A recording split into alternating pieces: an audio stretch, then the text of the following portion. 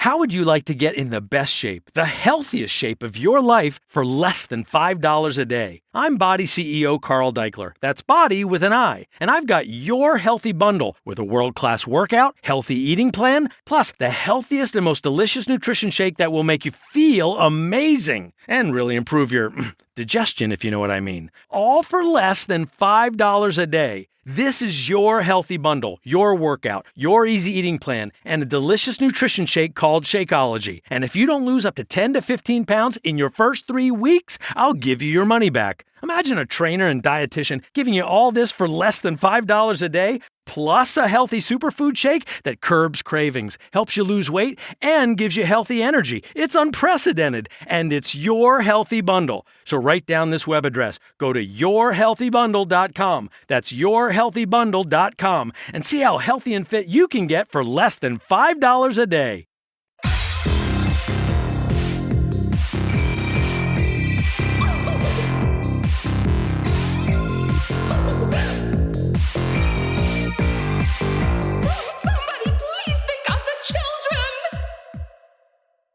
And welcome back to Scarred for Life, the podcast.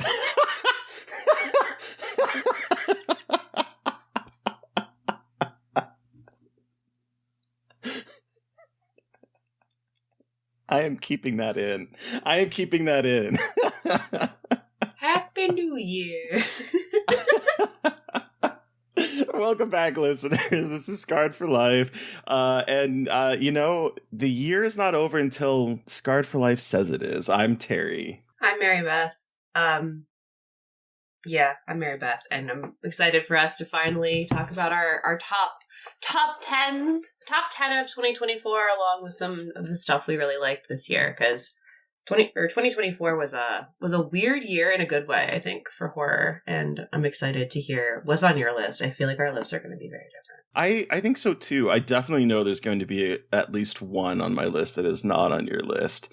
But yeah, 2024 kind of sucked for me. Sucked for a lot of people. Yeah, it was not great. But there was a lot of really good highs. Yeah. As well. And I think horror was in a really interesting place this year. I agree with that. I think we're getting to this era where people are either letting new directors do weird things with franchises, or we're getting into valuing original storytelling more than we have before, I think. And I also think it's easy for me. I also sometimes say this, forgetting that not everyone watches as many indies as we do. Right. It's so easy for me to say, oh no, but horror was amazing. But I also and this isn't meant to be I watch more horror. It's just the kind of horror we watch. We're not just consuming the theatrical big releases. We're also seeing what, the streamers are releasing, what small movies are coming out, or smaller movies, smaller budgets are coming out, and getting to see those kind of weirder things that aren't always going to get the same attention. And I think this year was a big year for people really pivoting their attention towards those movies. And really, I mean, obviously it was a great year for horror in theaters, Longlegs and Terrifier 3, those did, and Nosferatu just hit $100 million at the box office. All of these movies did so well in theaters, but also so many did well in streaming. So it's definitely been a really interesting kind of, I think, pivotal year for the genre. Well, and I also think, and maybe, I might need to noodle on this a bit more, but it might also be because of the writer's strike, but it seemed like a lot of movies that would have been just relegated to streaming got chances at theatrical release in some weird ways. Just because, I'm looking at my list, and a lot of them, I'll be perfectly honest, a lot of my films did play in theaters this year, but that didn't make them any less weird. And I do think that there was a lot of some really kind of almost niche things that were coming out this year in theaters that historically would not have been as big of a release. And I think that's great. I also think that this year has been a really good year of balancing of the kind of the big a studio fare as well as some of the indies. And I think horror doesn't have to be just one thing. Like recently, I feel as if we've been sort of in a, horror is trauma, so let's turn it inside and have these kind of prestige type things about, the internal life. And so we've had a balance, I think, this year of some ones that are goofy and fun, some ones that are very weird, and some that definitely still tickle that internalized horror niche, I think. Yeah, I think I think the pendulum, we're in that like pendulum situation where like we are no longer at this high of it being like prestige horror forever, like elevated horror, whatever, and we're kind of swinging back down to realizing, silly horror and like just scary, well-constructed horror is just as valid as these like more intense narratives about trauma, etc., which are just as valid, but I think we're coming to a point where we appreciate both in really in a way that we haven't, I think, in a while, and I like that because I think it's going to be really interesting this year and the next couple of years, especially with the president that is being inaugurated in just a few weeks, and I have a feeling horror is going to get even meaner. That's my prediction, is that horror is going to get real mean again. I think we're going to see, I'm not saying torture porn, but I think we're going to start seeing some like pretty nasty, I mean, the fucking Monkey trailer came out today and it looks pretty intense. So like, I have a feeling movies are going to get a little mean again. They're going to get real mean-spirited. They already have started it a little bit, and I think they're going to get even more mean-spirited in the next couple of years. I have a feeling. That's a good jumping off point in terms of what are you kind of looking forward to this year, Mary Beth, in the horror movie sphere? Because I'm looking at kind of what's coming out. I mean, I didn't see as many festival movies this year as I normally do because of my day job, but I'm looking at some of the movies that are coming out next year, and there's a lot of franchises that are lumbering forward. Oh, really? In 2025. I just did the movies from festivals because I just like I'm just like so up to my fucking eyeballs and like most anticipated 2025 shit. Like we're getting a new Insidious movie. We're getting a Final Destination movie. We're getting are we getting a Scream in 2025? I think 26. Yeah, well, fuck that shit anyway. And then 28 years later, a new Quiet Place. Yeah. A new Conjuring. We have new Five Nights at Freddy's. A new Megan. I mean, like, and this is the thing. This is never going to go away. And I think because they have maybe finally found out the formula of doing these good reboots and recognizing, like, this is a good way to do it. Don't try to follow the same canon. Like, I don't know. I think that there's a lot more interesting things happening in that space. I think I was spoiled this year with like Apartment 7A and with the first Omen. I think just did really good jobs of like setting the bar pretty high for what you can do with some really cool filmmakers that don't have maybe a more expected background. There's also a couple movies I saw at festivals this year that I'm hoping come out last year that I hope come out this year. I'm not totally sure, but like I know. So Bird Eater was one I really loved that I saw at South by Southwest. That's about a bachelor party, and he brings. Oh, I remember you telling me about this. He brings his girlfriend, and it becomes this like super weird movie about toxic masculinity that's like really haunting and really fucked up. But it's coming out later this month, and so I'm very excited for people to experience that, because that and Hunting Days, which is directed by Annick Blanc, it's a Quebecois film with a similar premise. They're both out this month, and I'm really excited for people to see them. I hope people see Hunting Days. Please, if you are it's not getting like a huge release, so check it out if you are. It's on streaming now, but then Bird Eater's out this month as well, and highly recommend that one. It's definitely like carries a lot of trigger warnings about the content, but I think it's really well executed. It's definitely quite haunting, and it's very like. It's got that, it's like an Australian psychological horror nightmare. So. Okay. That kind of should set some expectations. And it'll be divisive. Some people will be like, that was stupid and boring, but I think it was quite well done. So. And the next couple I'm going to talk about, I don't know if they're going to get released this year, but I'm hoping they are. So Cryptic is one that is about a woman who goes to find a cryptid, and then it becomes this whole weird, like, time travel situation. And I saw it as part of Fantasia, and I loved it. And it's so weird and incredible and gross and gooey, and I really want it to be released ASAP. It is very good. Very, like, mumble-gore cryptid movie. And it doesn't try to be, like, a Bigfoot movie or a Mothman movie. They craft their own monster, and it plays with the idea of high strangeness and kind of like, I interviewed the director, and she's so cool. And we bonded over reading the Mothman prophecies, because she read that to kind of get the high strangeness to put into this to make her cryptid. And I was like, oh my God, I love you. So if you are a freak for that stuff like me, I love how it's done. Again, it's like mumble-gory, creature feature, sci-fi. Again, might not be everyone's taste, but I loved it, and I'm super hoping it comes out this year. You just said, like, goopy and gooey. Like, those are things that get my attention. Yeah, it's a lot of things. It's like a road movie and a cryptid movie, and it's body horror. It's a lot of things that, again, it's very like low budget indie, but I love this kind of, again, the freedom that we're seeing in a lot of these narratives and like the messiness of them that I think makes them so incredible.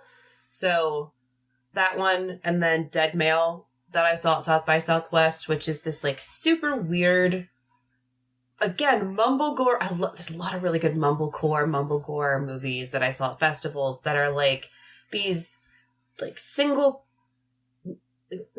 but like tiny cast narratives that are just, you can't talk about them without spoiling them, but it's the directors playing with structure and also using actors in really incredible ways. And I'm hoping that comes out this year too, because that one is incredible. And again, like a really great, it's got like Fargo vibes a little bit of like a crime thriller, but with like everyday people. And the whole thing is over, like it all feels very strange and how it all comes together, but it's all very satisfying at the same time. What's that one called again? Dead Male. M-A-L-E or M-A-I-L? M-A-I-L. So it has a lot to do with like the post office and like postal workers. Okay. Oh yeah. All right. Yeah. And then the last one is this movie I saw at Nightmares Film Festival that I like have been marinating on for a while, and I think I really liked it. It's called Duba Duba, and it is a found footage movie where a woman is hired to babysit a teenage girl who can't be left alone because of her anxiety. Oh. And the girl is like super weird. And it's all filmed from like, they're like, oh yeah, there's surveillance cameras all over the house because of her anxiety, but it plays with the positioning of them in like the weirdest places. You're like, wait, how is there? It's like, it makes you be like, wait, why is there a camera there? And it's like, don't worry about it. Like, it feels like an Adult Swim episode in a movie that's more scary than funny, but is just like really unnerving and uncomfortable. It won an award at Nightmares, and I had a lot of thoughts and feelings about it, but I really love how they play with the expectation of found footage and analog horror, and it's just super weird and gets real fucking bizarre at the end, and I want more people to see it because I feel like it's the kind of movie that is going to have like people obsessed with it because of how it uses that kind of analog horror idea, but it also really kind of says fuck you to conventions of those subgenres in a really interesting way. So yeah, I'm hoping that comes out this year. I don't know if it will, but my fingers are crossed. That sounds great. I'd love to see it. Maybe unnamed. Like, would it be a good fit for unnamed? Yeah, it would be a really good for unnamed, honestly. Like, I think I could be making this up because the director was at Nightmares, and then I spoke with him on some social media platform, and I believe I mentioned unnamed. I could be lying. I'm not sure. Could have dreamt it. But I think it would be a good fit because it definitely plays with the idea of the in-world camera in really cool ways. Okay. Yes. But, so yeah, those are some of the festival movies I saw that I hope are coming out this year or are hopefully coming out this year of that. I'm excited about. So there's a lot coming out that we're very excited for, but kind of looking back at this last year, Mary Beth, what is your favorite of our main feed episodes? What is an episode you kind of want other people to go listen to? If they haven't yet? I mean, like, it's always fun doing this because I always seem to forget and like black out all of the things with the people we've talked to this year, and like definitely forgot that we talked to Brad and Fiona Dourif earlier this year. Like, guess what? That was 2024. I know, right? That was such an incredible just like conversation to have, and be able to have such a cool cool people and such an icon on our show is just really incredible. But I think one of the ones I like really, really loved was our conversation with Larry Fessenden about Henry, Portrait of a Serial Killer. Oh, yeah. Like, I had obviously seen that movie, but just getting to talk to him about it, and also just getting to talk to Larry Fessenden as just like a filmmaker and a horror guy was just so cool. And I also forgot that was this year. So that was one that I feel like if you're new to the show and want to listen to a really cool episode with someone who has a lot of incredible stories, and also we have a really good conversation about the movie, I'd highly recommend that episode, our Larry Fessenden one. Yeah, I loved the Larry Fessenden one. I loved what I really enjoyed particular about the Fiona and Brad Dourif episode was, beside the fact that we managed to have them on the podcast, which blows my mind, is the fact that it was a movie that Brad acted in that scared Fiona as a kid. And so trying to like get more information about him in that was an interesting thing that we've never had on Scarred for Life. And so it was an interesting perspective on movies that in 5 years we've never had. And I love that our guests can keep surprising us in that way. But we've had some really exciting people on this year. I really liked Stephen Graham Jones being able to talk to Howling. I was going to bring that up because that was the episode that was the bit, like, my favorite discovery that I had never seen before. That was my favorite kind of first time watch for the pod. And so good. It's so good. And I like Stephen Graham Jones rules, by the way, everyone. Like, please read his books. But it was such a fun conversation about a really, I think underrated werewolf movie. I'm going to say it. Yes. Like, it's an underrated werewolf movie. And I was really glad to finally get the opportunity to watch it and just talk to an incredible author, like a modern horror author. So that was a really good one. So highly recommend that one. If you want an episode where we really get in depth to something that I was not expecting, Pascal Plant's discussion about Fantasia. He directed Red Rooms. Yes. And like Terry and I were just like, Fantasia, like, it'll be whatever. Like, yeah. I'm not that excited. And Pascal came in and was just like the most beautiful, eloquent, lovely, gorgeous descriptions about Fantasia and color and music. And it was just like one of those moments where you're like, this is just cool to have someone be able to talk about something they love that's not related to like their job as much as they love making movies. Like, they could just talk about something they love. And it's I think it's such an incredible example of what we can have on this pod in terms of people's passion. And it's like, it was just a real joy to hear him kind of like just nerd out really for like an hour. Right. It was so cool. It was just like so cool. So that was, and like, also he made Red Rooms, which we may or may not talk about later. I don't know.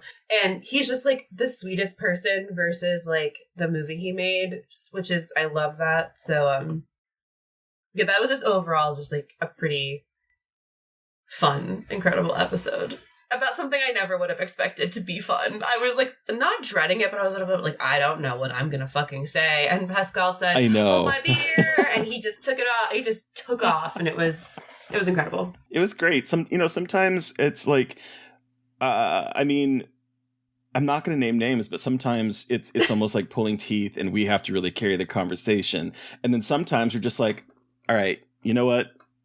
You just go and start talking. And this was one of those cases where I'm like, I loved hearing his enthusiasm. I came around on a lot of the shorts on that because I am not a fan of Fantasia, but like I came around on some of it, and it was just interesting to hear his perspective as from a kid, as when he was a kid and watching it. Mm-hmm. It was a delight. Awesome. It was a delight. It just, it's one of those, I love surprises like that. This podcast is like such a great place for those kinds of surprises to happen. So, and then I also have to shout out our episode with Arkasha Stevenson and Tim Smith with The Exorcist. Yes, The Exorcist has been covered a couple times on the podcast now. I am personally I want to move on from talking about some of those movies, but coming from that religious horror aspect of it and being able to actually talk with Arkasha and Tim was just, it was great. It was amazing. It was just a dream. Lovely dream. Love it. It's just cool. Just like one of those things where you're like, I don't know, that was just a cool thing we did this year, and it's really good. It's neat. But then one more I wanted to highlight that was fun because it just broke our format and was really cool to see how we broke that format was Michael Felker, who directed Things Will Be Different. We talked about Ocarina of Time, our first video game. Yes.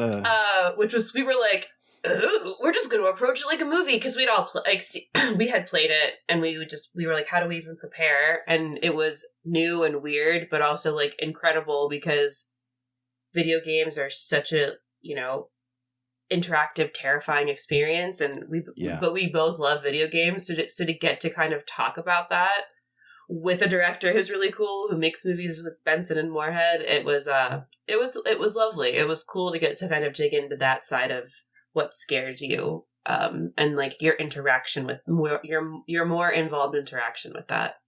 It was a cool combo. Yeah, I was very anxious going into that conversation because I'm like, I don't have time to whip out, Ocarina of Time and start playing through it. I'm not. And it has been a very long time since I played it. So it's like, we're just going to be flying by the seat of our pants and we'll see how this works. And it worked. And it was great. It was great. And I don't think it would work for a lot of things, because the chances of all three of us of having played and having memories of that game would be difficult. But this was one of those once in a lifetime things where everything just sort of aligned, and we're like, fuck yeah, let's talk about Ocarina of Time and the creepy dead hands and the zombies and gnarliness. Yeah. It was neat. Also, that game was way scarier than I remember it being. So yeah. Jesus. Yeah. A lot of existential dread in that one. Yeah, what the fuck? So, as we are moving our way down, and we're moving our way into our favorite movies of the year, let's talk about some of our favorite other things first, like other horror media. I know, because we both read and played and watched shows and things like that. So let's talk a little bit about those specific things. And I'd love to hear about you. Like, what were some of your other favorite horror things from 2024 that don't fall under movies? Yeah, so I think the book that just came out of nowhere and shocked the hell out of me, and I think a tweet of mine inspired you to also read it, was Incidents Around the House by Josh Mallerman. That book is the first time a book has ever jump scared me. It happened twice in that book. I have never expected a book to ever do that. I always read books to give me that sort of dread and that sort of nail-biting experience, but I've never read something that replicates the feel of watching a scary movie with some jump scares. And Incidents Around the House is masterful. And let me tell you, I listened to my roommate listened to the audiobook of it, and the narrator for that does such a great job of doing different voices that it is a performance. She has the kid's voice, because the whole book is from the kid's perspective, but then she does different voices for the mommy and the other mommy and everything. And it's chilling. I can't imagine. I think listener of the show and friend Tony Kaufman also listened to it, and he's like, dude, it's terrifying. But I heard a clip of it when my roommate was playing it, and I was like, Jesus Christ. It's an astounding book. That's okay. Yeah, I love that book. It's a book that I keep recommending to people. It's incredible. But I also I will only recommend it to you if I know you like horror, because this is actually this book actually scared me. So perhaps right. Don't listen to that one, or don't read that one. But that was 100% one of my favorite things I read this year. Absolutely. Another one that I read that I really enjoyed, and I think I talked about on Little Cuts too, was House of Bone and Rain. So I want to I want to kind of pimp that one again by Gambino Iglesias, which it's set in Puerto Rico, and it's sort of like it reminds me of a Stephen King type novel of this group of Puerto Ricans that are, you know, stuck in like a place of crime, and then someone dies, and then they end up going to try to get revenge. And then there's a little bit of sort of cosmic horror, eldritch horror, Lovecraftianness to it that I really, really resonated with and enjoyed. I highly recommend that one as well. And one last book, Day of the Door by Laurel Hightower, which was another creepy haunted house book from this year. Mm-hmm. Definitely check that one out. We had her on the show talking about Critters 2, I believe. And she's lovely. And she also wrote a novella called Below about Mothman. So I would very much recommend checking out her work, especially Day of the Door. There's been some good horror games this year. I'm still not finished with Silent Hill 2 because I keep getting sidetracked. But I really was enjoying that one. But I just want to shout out, in case you haven't listened to the Little Cuts episode, I want to shout out Mouthwashing, which is a small indie game that has like kind of throwback early aughts, late 90s type of aesthetic, but is on a decrepit ship that crashes that is carrying mouthwash, and it's the crew basically stuck away from civilization, no hope of being rescued, and they're just doomed. And it plays with time, and it plays with it has a nonlinear storytelling, and there's a lot of moments that bleed from one sequence in the future to a sequence in the past, and it just is a fascinating way of telling an interactive story that just it blew my mind, and it unsettled me in ways that I was not expecting. And I think about it. I mean, it's been a month or two since I played it, and it's still in the back of my mind. So it's a quick game. I think it took me like 3 hours to play through it. I recommend playing through in one setting, but it is an experience unlike anything I've ever played. As soon as you mentioned it, I saw it everywhere. I still haven't played it or watched anything of it, but I want to. It sounds I highly recommend it. Really good and really fucked up in like a way you don't expect. It's very fucked up. I also want to shout out, I didn't play a lot of games this year, but I watched people play a lot of games this year, so I count this. Sorry, guys. I know that's noob behavior, but fuck it. No. Who cares? Home Safety Hotline, the analog horror game where you play someone who works for the Home Safety Hotline, and people are calling in, and you have to figure out what, it's pest control, but for little monsters or big monsters.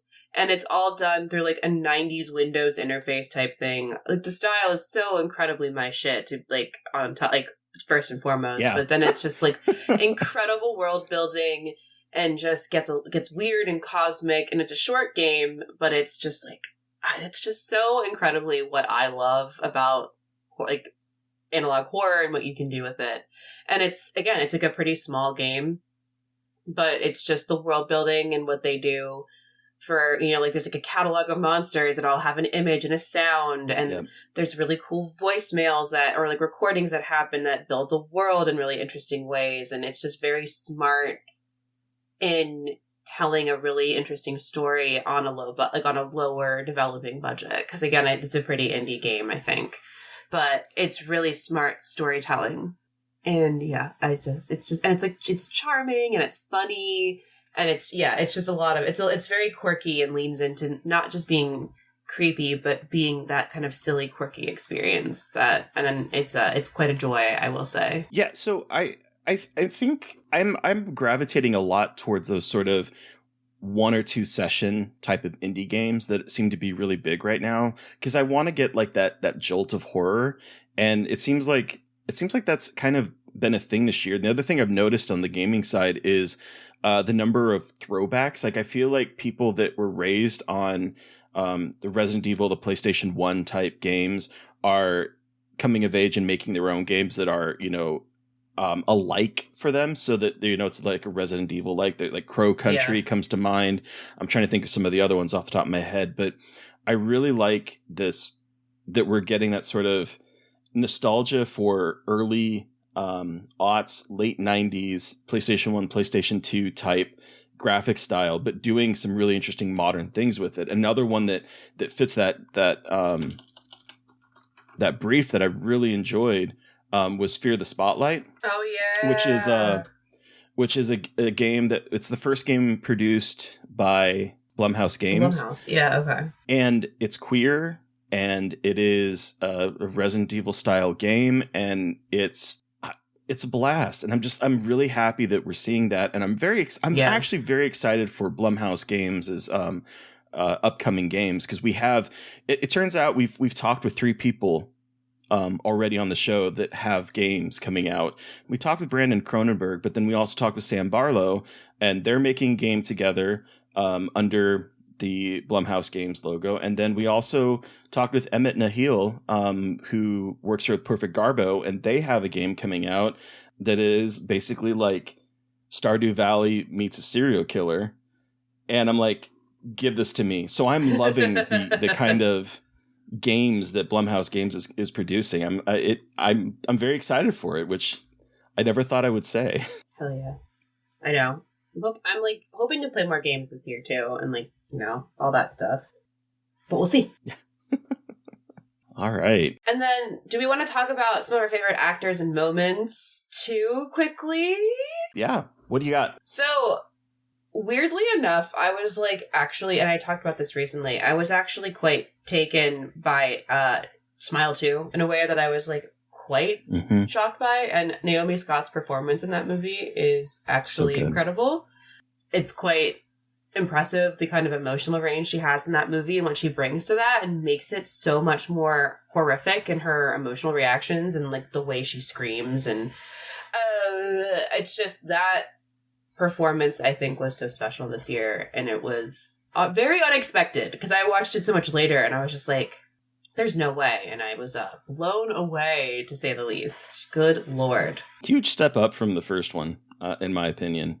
Little too long, but overall, a huge step up. Yes. And her performance in it is what made that movie. Her full throated drinking of water is like such a small thing, but just like guzzling. Yep. I'm like, she's really putting in the work. And like I've said, that fucking soundtrack, the music that they made with her, they're all bangers. They're all bangers. All bangers. All bangers. So I was, I just like highlighting her performance, because I think it's so easy to be like, a second movie in a franchise, it's not going to be good.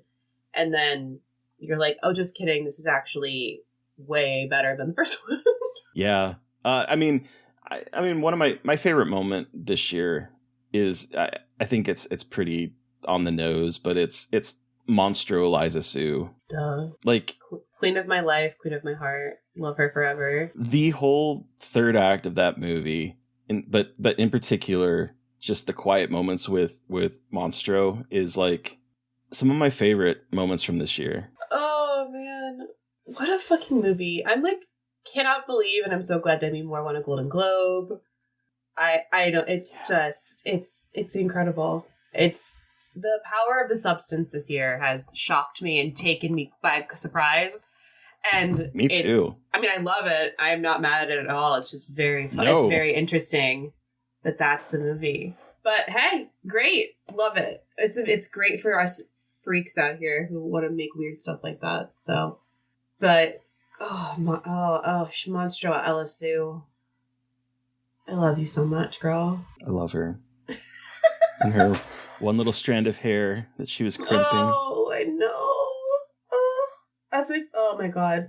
I will say another scene I really loved is the dick cutting off scene in Lisa Frankenstein. Yes, unexpected Completely castration, and I live for that. So that was beautiful. I cheered in the theater with a bunch of critics who I think were bored, and I thought it was the best. And then the end of Love Lies Bleeding. What a wild moment. End of Love Lies Bleeding. I'll just put it there. I'll just say it like that. Just that whole thing. Just absolutely 10 unexpected, out of 10 moment. Wild. And Thank then, you, Rose Glass. I know. And then I have to give a shout out to the opening of Long Legs. That did make me jump and yelp out loud. Oh, me too. That was quite an experience in the movie theater.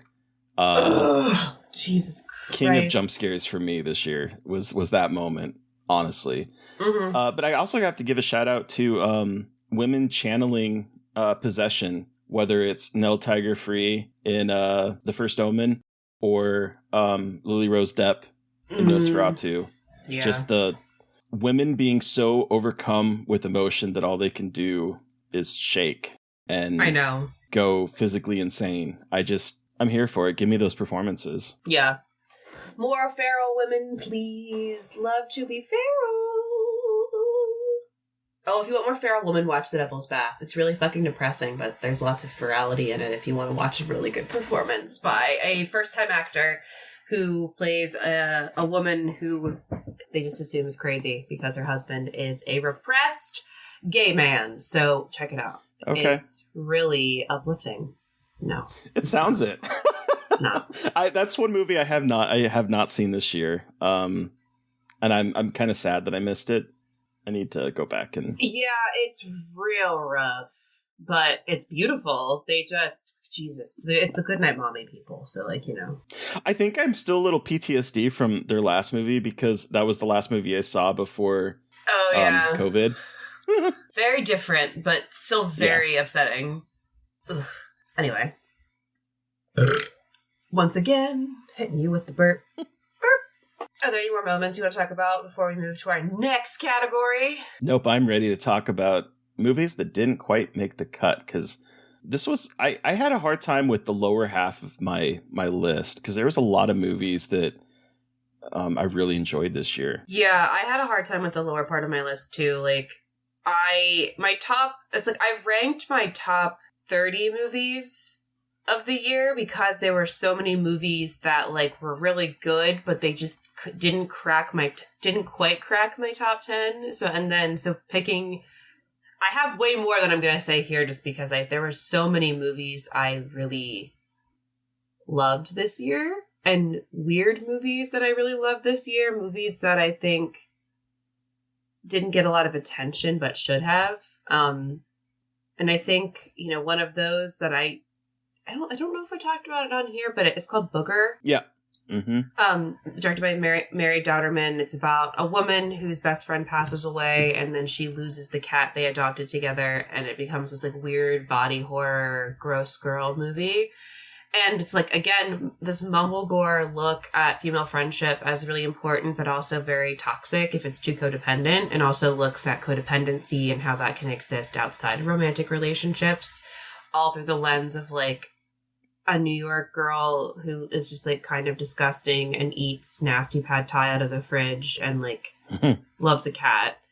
And I just really loved it. I think it's a really, I don't know, just seeing women make these weird, gross, nasty movies is just incredible. I love it. And I can't wait to see what Mary Dowderman makes next. And Grace Glowicki, who plays the lead in it, is really good. She's in a lot of stuff. So good. She's incredible in everything. So, yeah. Have you seen Booger? Yeah, I really enjoyed it. But I remember it had been in festivals for a while, and I finally saw it this year, and it finally was released this year, and I'm so glad I did. So that is a movie I didn't quite crack my top 10, but it was a movie that I really, really loved. Yeah.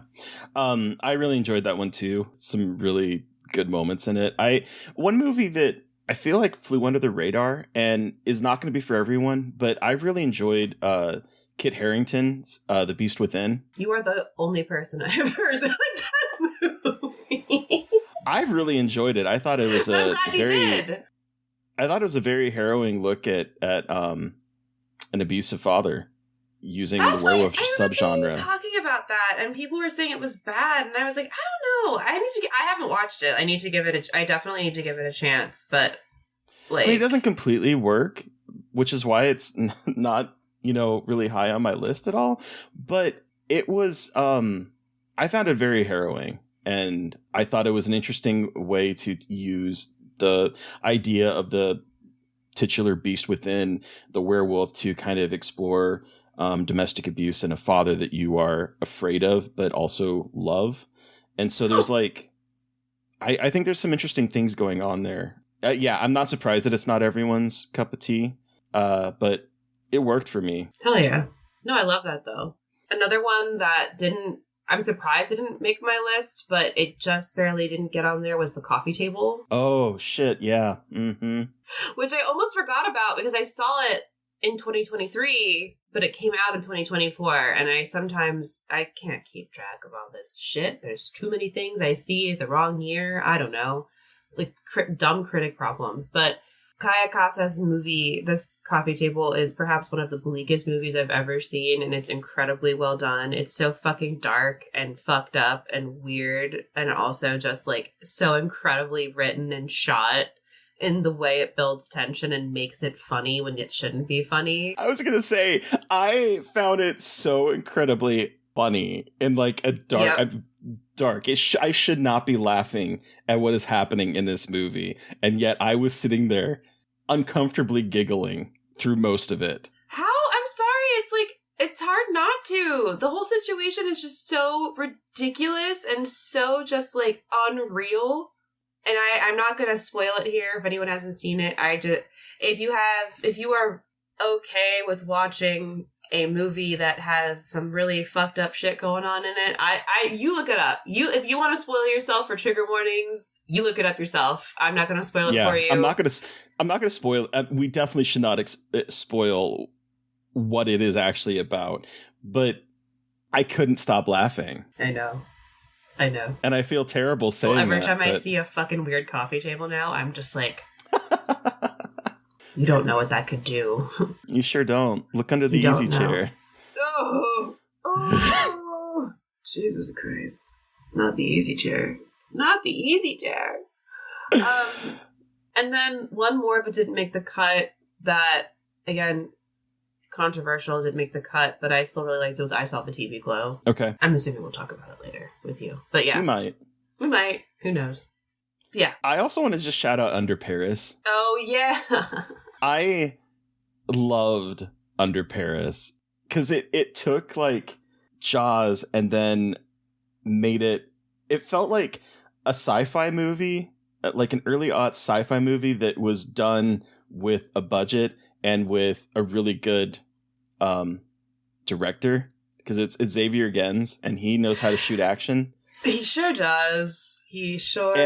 Does. What I think I love the most about it was the ending, and I'm not going to spoil it, but the way the movie ends is so fucking good and so surprising. I still haven't seen it. I really need to see it. It's one of those movies where like the way it ends just makes me I need a sequel. Hell because yeah. it is fucking wild how the movie ends. Okay. Over the top. Now I really need to watch it. I so want to just explain how it ends to see reaction, but like I'm not going to, but you gotta see it. Please watch it. It is. I will. The ending itself is just good for her type moments. Hell yeah. Love that. Okay. Put that on my list of things to watch eventually. I also just want to shout out Cotto Lake, which isn't technically, I think, a horror movie.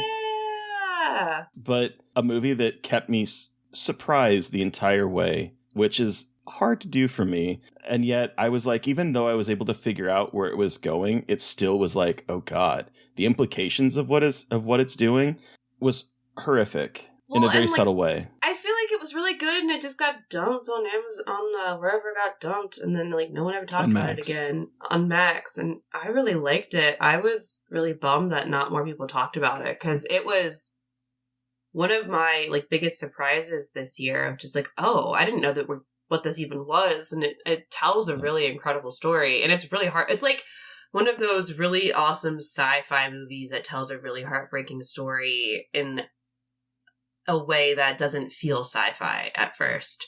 So, yeah. And it's smart. Yeah, I think it's really smart, too. I do, too. I think when I talked about it on Little Cuts, I said that it is produced by M. Night Shyamalan, but it feels like an early M. Night movie. Yeah, it definitely does. It feels like kind of that spirit of what he was doing. And what he is still technically doing, but was doing a little bit better. A little bit better. Yeah. Sorry, but okay. Any other movies that didn't make the cut before we jump into our top 10? I mean, I think those are some of the big ones. I also, I mean, I don't know if these are going to come up at all, but I just want to throw out Frogman and Horror in the High Desert. Yeah, we'll talk about those later. Okay. I really enjoyed them. Didn't quite make my list. But I kind of wondered if they would. Maybe. Who knows? Yeah. All right. Anyway. Oh boy. Okay. Our top 10. Here we go. All right. Why don't you start, Mary Beth? I want to hear, what is your number 10 of the year for you? Everyone's going to be like annoyed as shit with me because this is not the list that went up on Dread Central because I changed something out for this one. Not a big change, but if you try to like compare what I did for Dread Central to this one, you get shitty. Don't worry about it. It's fine. But my number 10 is Horror in the High Desert 3, Firewatch. Okay. Yes. Yeah. I feel it's funny doing it because like Dutch is a friend, but these movies really are quite terrifying. I got to see this on the big screen at Unnamed Footage Festival, and so did I. So good. Okay, I was trying to remember. You were there. My brain was like, yeah, I wasn't there for two. That's right. I couldn't two remember the year before. Mm-hmm. But it was just like watching those movies on the big screen is an incredible experience, and it's really quite amazing to see Dutch build this mythology with these movies. I think you think of like, 3 found footage movies in a franchise or a series. There's no way they're good, but actually, it's a really incredible way to expand world building, and he does that even weirder than I expected with this one. Like, I don't know. I never really know where these movies are going at any given point, which is kind of incredible. And I just, a lot of movies, it's hard to scare me. And when these movies can like so effectively scare me, I have to just, I respect that so much, how he's able to scare people in ways that are kind of unexpected and go against the grain of what we think of when it comes to horror, with quick cuts and jump scares and all this stuff. And instead, as he calls it, horror edging is more of his style. And it's really, really cool to see what he is doing in the horror space and like the kind of stuff he's creating and how he's just distributing it by himself. Like, there's no one helping him. It's he himself. And I think he works with someone to like get it up, but like it's mostly him. And I think it's, it's not always the solution, but it's really cool to see the evolving distribution models and how people are approaching getting their work out there and being able to tell stuff with like full creative control. 'Cause these movies are really fucking good. So the third one is, yeah. It almost, I'll be honest, I almost had it on my list because, so I'm going to be honest, I have a complaint with the way in which the movies kind of unfold, where a lot of it is the kind of mockumentary, and then it's like we have a final horror moment at the end. And I think this one leans into that a bit more than the other two. And I kind of wanted there to be more kind of peppered throughout. So that is my biggest complaint. Two did that really well, and peppering scares throughout. And I do think 3 has some of that, but not, I know what you mean. Like, that doesn't have the same, like, I feel like 2 got scary and was like really scary the whole time. And 3 builds to like a very long, scary ending. Yeah, and I think it to me, I'm just like, okay, I kind of know what I'm getting now, and I think that sort of ruins maybe some of the tension for me. But I will say that watching this in the movie theater was a great experience. But I think what made me appreciate it even more, though, is that I recently saw a movie that is coming out, I think, later this year.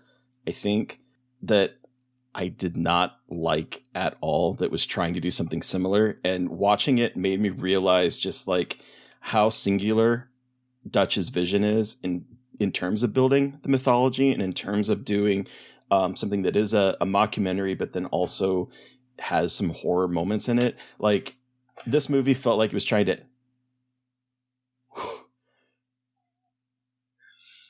The cats are like, stop talking about scary shit. That shocked me. What? That scared the shit out of me. I wish people could see it. Anyway, sorry. I think I heard the noise. I was like, what was that? And then your reaction made me jump.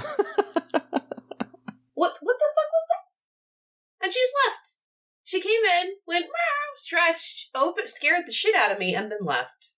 Rude ass bitch. But it just reminded me like how well done his movies are, because this movie tried to do that and did not do it. I'm not going to name names. Well, yeah. So 10 is Horror in the High Desert 3 Firewatch.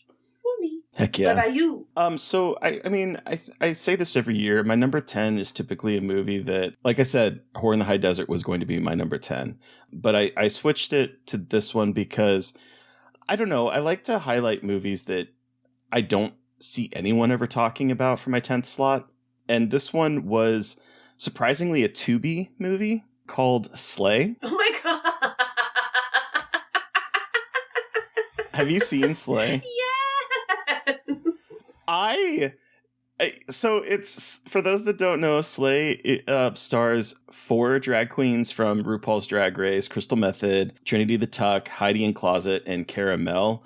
And they are a group of traveling drag queens that have a stop in some very like rural bar that they're like, why did we get signed up for this one, or why did they pay for us? Because it's obviously full of motorcycle heads and bigoted characters.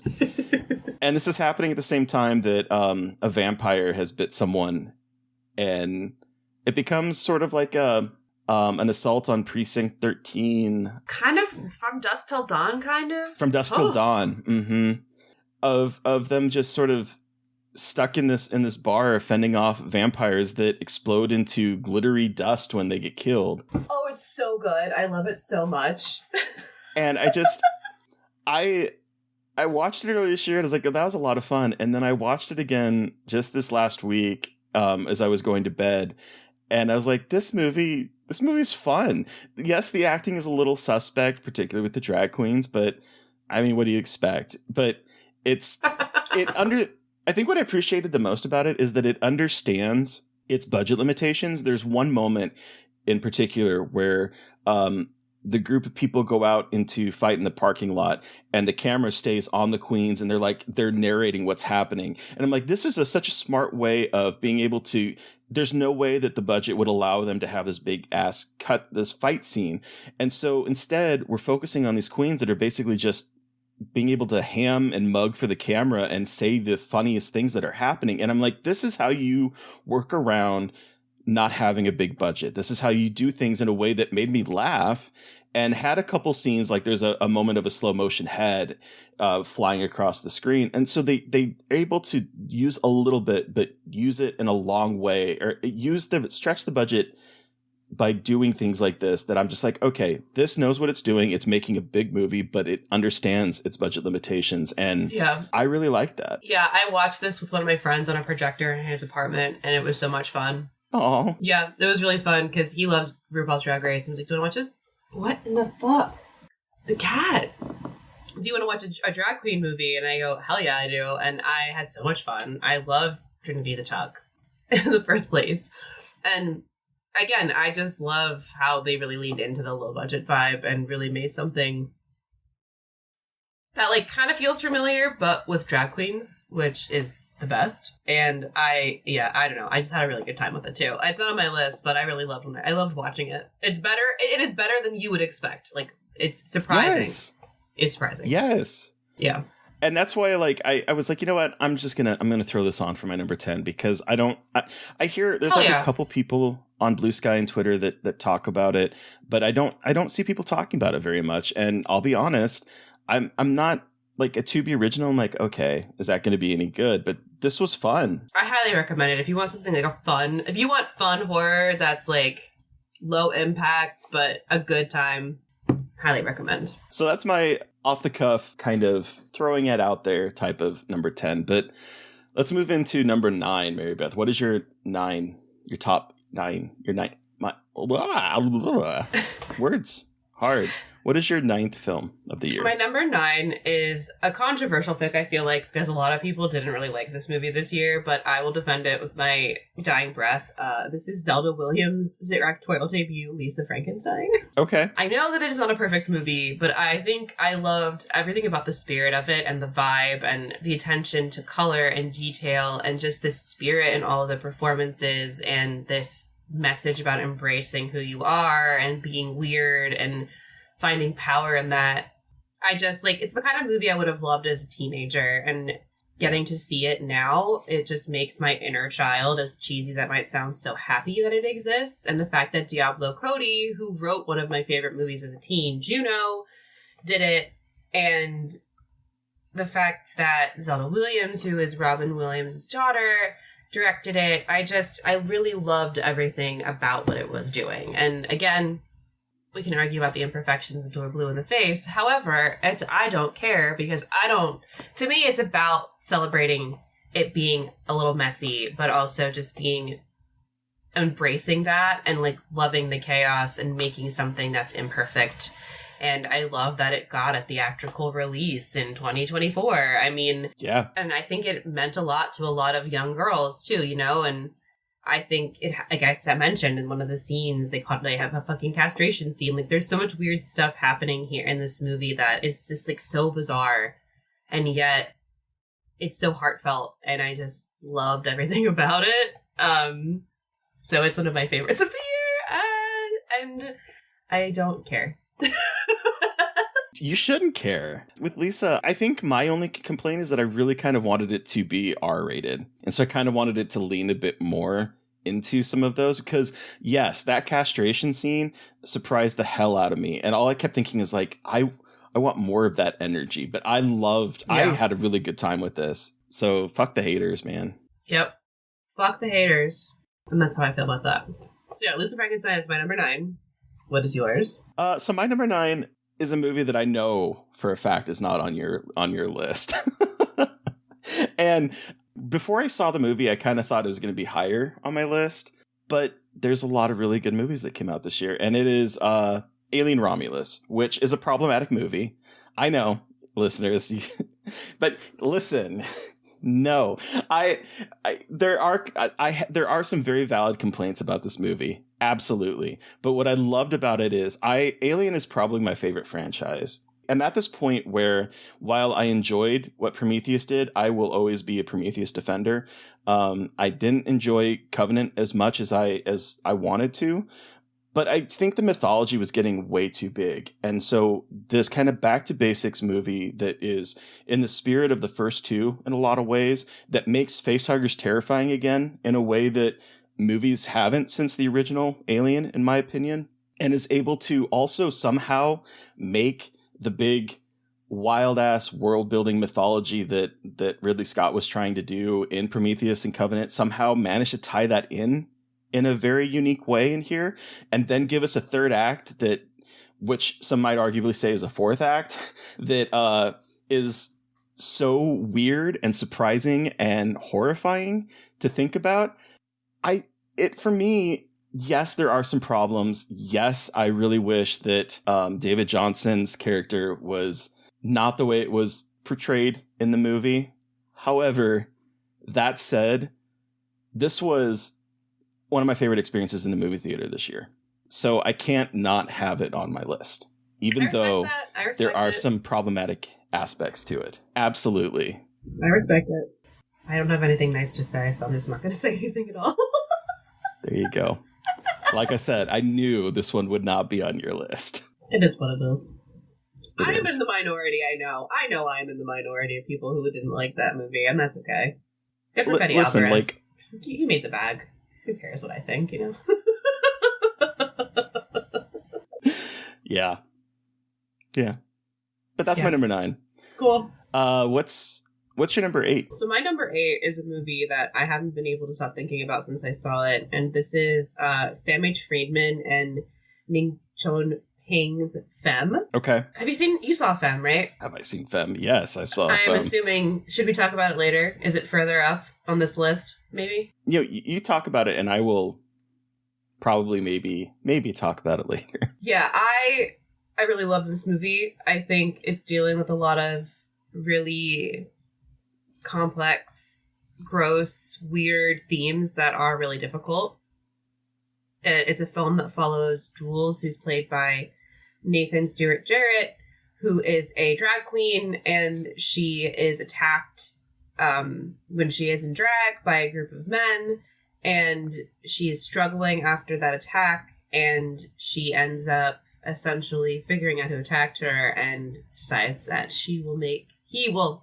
I'm saying she because of a drag persona, but he will make him fall in love. And importantly, the guy who attacked him is very much like you think of like a chav from England, like in England, like has a thick accent and is like acts all tough, but he's actually gay. So there's like that tension of exposing him, and it becomes this like super complicated, kind of sexy, kind of fucked up, you don't really know like how to feel movie that is the kind of movie that I have been excited for queer people to get.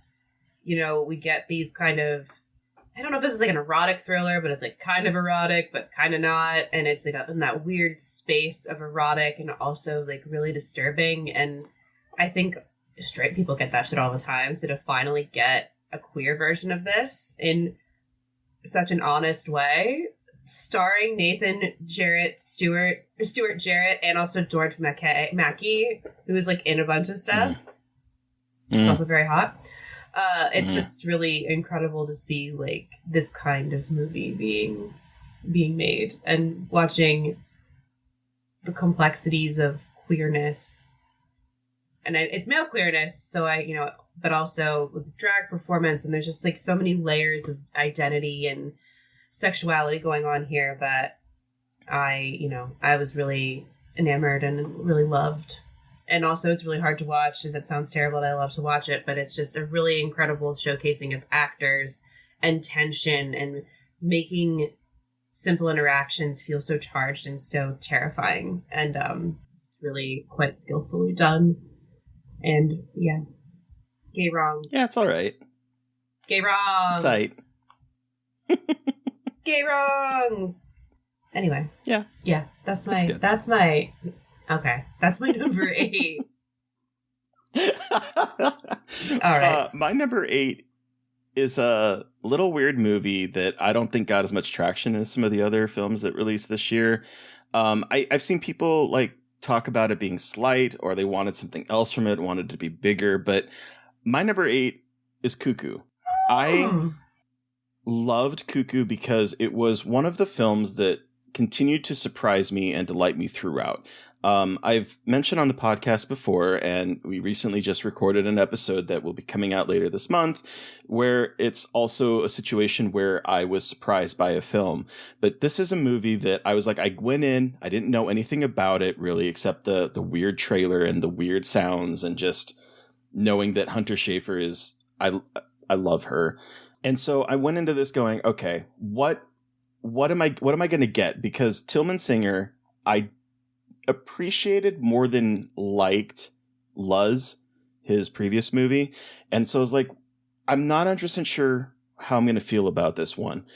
And it's a very little like exploitation film that pulls from 70s aesthetics, specifically Cronenberg, and is very much The Brood. Like it gives me that Brood vibe to it. And I don't know. I loved the directions it went in. I love Dan Stevens is always pulling out these weird ass performances. Gretchen.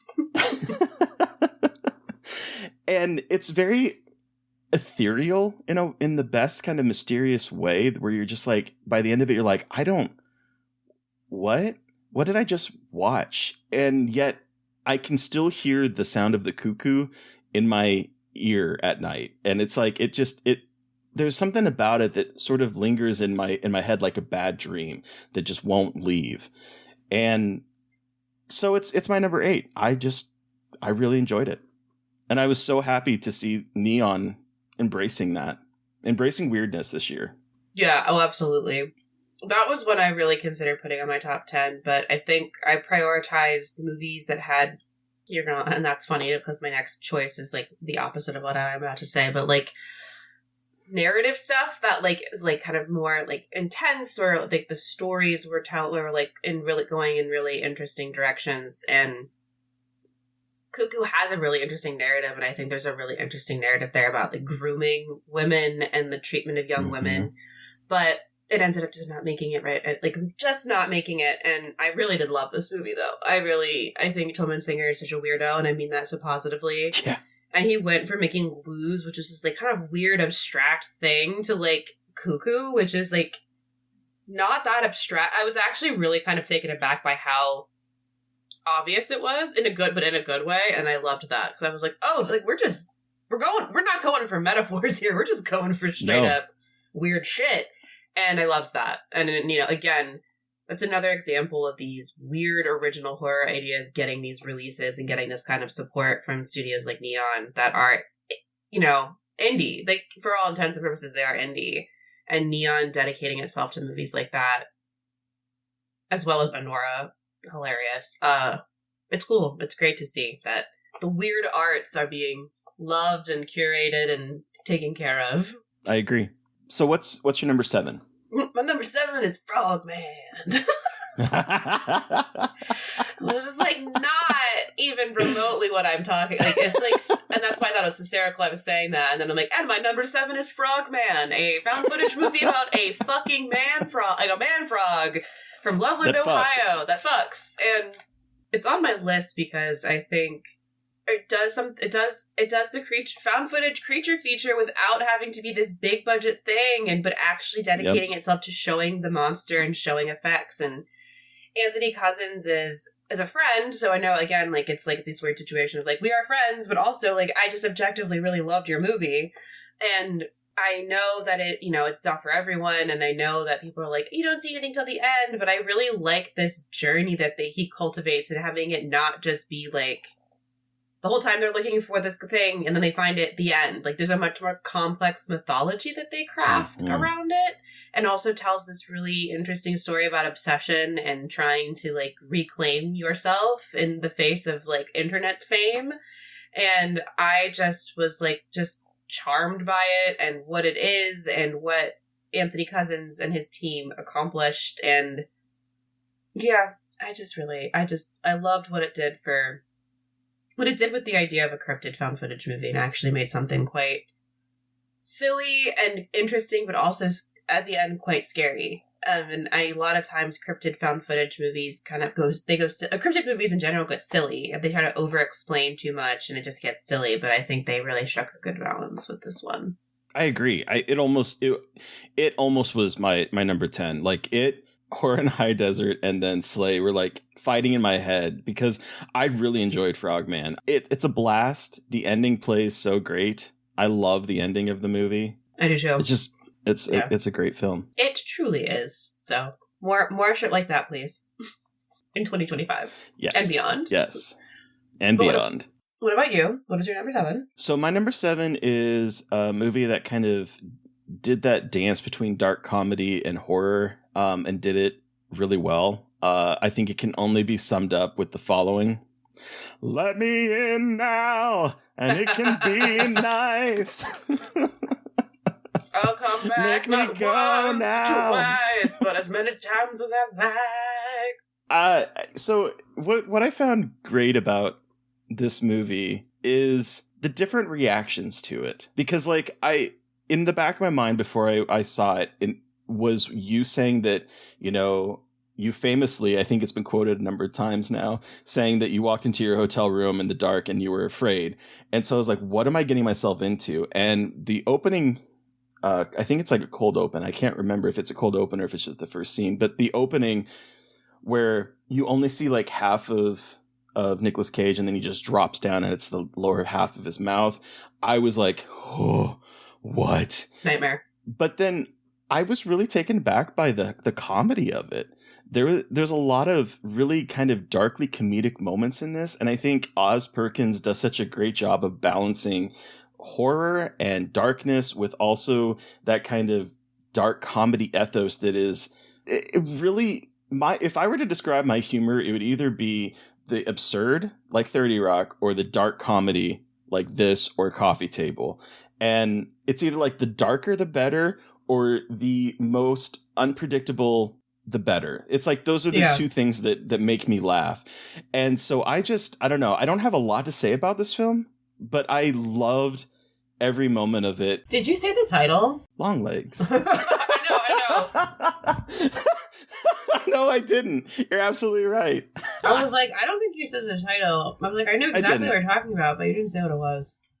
So if no one had seen it... Sorry, listeners who haven't seen Long Legs, you should be like, what the fuck is he talking about? Long Legs is my number 7. So, shockingly, this one isn't on my list, which is weird. Oh, okay. But I think that I really did love the atmosphere, and I stand by my review of this movie, but I think as, like, I got distance from it, the more the story kind of bothered me in terms of, like, how it all was a little bit over-explained at the end, and how I wish it had been kept a little bit more cosmic. And I think because of that, and just because of some of the other movies on my list that had a bigger impact on me, like, in thinking about that, like, in comparison, that's why Long Legs kind of got knocked off, which I know is, people were surprised by that. And, like, again, I really liked it. It's not that I didn't like the movie and I didn't love it and really saw it as an incredible film. It's still in, like, my top 20 movies of the year. But I think that there was just something about it that didn't have it stick for me in, like, conversation with all the other things I saw this year and all the kind of how the year shaped up for me and what I was really gravitating towards. I think parts of that story just didn't keep it for me in the top 10. So I think that's a fair assessment, because when you look back at Oz's, previous films, I've not seen Gretel and Hansel, but I've seen, was that his third film? I've seen 2 of his films. The Black Coat's Daughter, is that what it? Yeah, the Black Coat's Daughter is his first one. The name changed. And I can't remember which one. It was February 1st, and then it was the Black Coat's Daughter. Yeah. And I am the pretty thing that lives in the house, which I did not like, but was very esoteric. But, like, I do think that this movie does, yes, I agree, over-explains things in ways that his previous movies did not do, and were more, to reuse a word, ethereal. But I don't know, it was weird, and I was surprised that movie was getting such traction, and I had a good time with it. It made a lot of money compared to what that kind of movie would make, so it's incredible. And, like, yeah, it's incredible. I mean, I'm like, this man has made so many cool movies, and this is what puts him on the map. I'm glad. Hey, you know what? I'm glad. It's just funny to see, like... I'm really curious to see the monkey. People did not like his other movies, though. I remember seeing things on, like, Reddit being like, what is this? And I was like, oh, God. These people who don't like slow burns have found him and realized, oh, this is not... Like, the Long Legs is not, like, the norm for him. No. But it's going to happen even more this year, I think, with the monkey. I think the monkey is probably going to be his most commercial film. Yeah, the trailer looks pretty fucked up, though, so I'm curious if I'm curious if it's going to be as fucked up as the trailer looks, or if those are just, like, the key moments. We'll see. Yeah. But fingers crossed. All right, so what's your number 6? My number 6 is a movie I did not even have on my radar until I went to a festival, and it came out on Shudder, and not a lot of people talked about it, and it is called Mods, directed by David Moreau. This is the framed as a single-take zombie movie that I saw at Fantastic Fest. It's directed by David Moreau, who directed Them, which we talked about on our Patreon for our Fresh Wounds episode. And this film is so technically incredible and so narratively impeccable for a zombie movie. We've all seen a million zombie movies, but the way that David Moreau follows, it's basically split into 3 acts defined by each person the camera follows. We're not following the same person the whole film. Instead, kind of following the narrative beats of a zombie apocalypse / the beginning of a zombie apocalypse through these 3 characters. And the performances, especially by one of the leads, Lori Pavi, she plays Anise, and she has talk about, like, women who have performances like Isabelle Adjani in Possession. She deserves to be talked about just as much as Nell Tiger Free. and Lily Rose Depp, because she has this incredible moment where something's happening to her, and the camera's just on her face and her body, and it's just, and there's no cut, so it's just so visceral and upsetting and hard to watch. It's like, it's watching someone go through so much pain and emotional turmoil in real time, and it's really difficult to watch, but just really affecting. It's really affecting, but just feels so real in terms of that experience, and it's a way that I've never really seen a zombie movie framed before, and it just had such a massive impact on me. So Mads is my number 6 for 2024. Again, a movie that almost made it on my list. I really enjoyed it. After you had talked about it on Little Cuts, I had asked for a screener for it, and I was blown away. It was a technical masterpiece of filmmaking. It really is. It really is. Like, from a technical perspective, it's one of the best movies of the year as well. Yeah. So good. And what about you, my friend? So, my number 6 is a movie that it shouldn't have worked for me. Because I'm primed to dislike it from the very beginning, because it's the 5th movie and honestly a rather middling franchise, and it's a prequel. But The First Omen surprised me at every turn. And so honestly, it's my number 5, so we can talk about it. Okay. Awesome. I think in the same breath, because it's my number 5. Yeah, and I think the reason why it worked so well for me falls on the shoulders of both Arkasha Stevenson, who I'm really excited that this was her first directorial debut movie, because she's directed a lot of TV that is very weird. We have Brand New Cherry Flavor, which is so good. Legion, Channel Zero, like so seeing this movie and seeing what comes from a film that is, again, a prequel. I hate prequels. I cannot stand prequels. Trying to think of some of the prequels that I actually really enjoyed, and it's a very small list.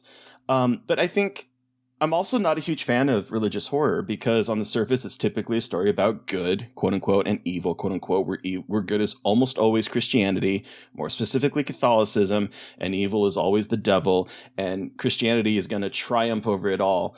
And I think that we could talk about, like, how the Antichrist and the devil and their film presentations have either helped cause, or at the very least brought kind of the end of days thoughts to evangelical America in the 70s from The Exorcist and these types of movies that were coming out at that time. But that'd be a very long discussion. And honestly, my dislike, I think, boils down to the fact that they're very black and white and honestly quite boring to me. Recently, I think we've seen a change with that, with like, I've appreciated some of the ways in which different cultures have done it, whether it's like the Wailing, or whether it's, Exuma, or the ways that deal with possession or deal with supernatural, the devil, whatever the case may be. I'm enjoying those a bit more, because it is not centered directly on Christianity. But what I love about The First Omen is, for a series that is, I would say overall, it might be a little bit more subversive than like The Exorcist as a whole, but still, it is a series that is steeped in a kind of religious horror that I'm not a fan of.